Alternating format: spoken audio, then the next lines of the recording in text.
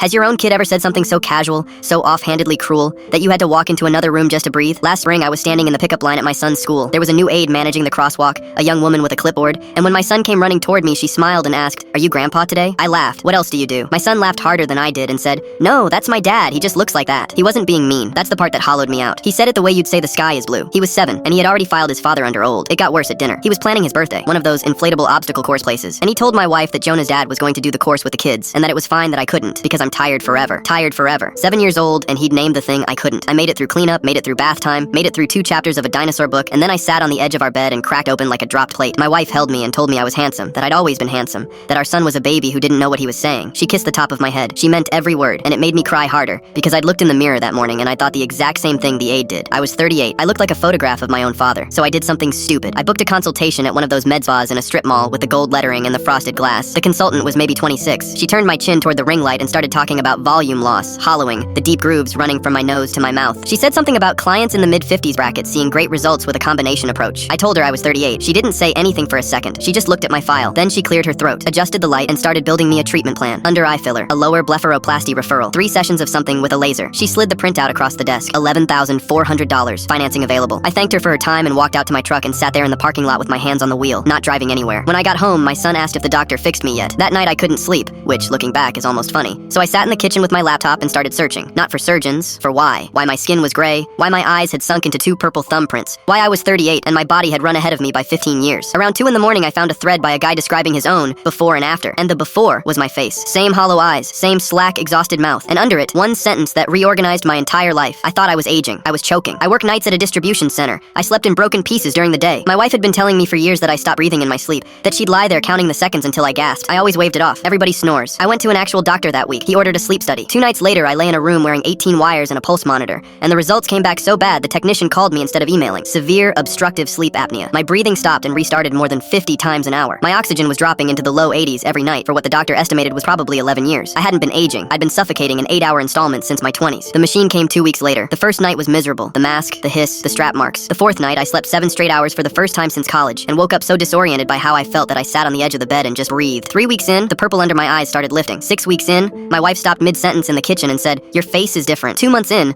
a guy on my shift asked if I'd gotten something done. 3 months in, I started walking at sunrise, then jogging, and the weight that had sat on me like wet sand began sliding off. At my son's birthday, I ran the obstacle course twice. I came in dead last behind a bunch of 2nd graders, and my son screamed my name like I'd won an Olympic medal. So people asked me what my secret was. It wasn't fillers, it wasn't lasers. I just started breathing at night. That's it. That's the whole thing. If somebody who loves you has ever told you that you stop breathing in your sleep, please believe them. Mine was 7 years old and told me in the only words he had.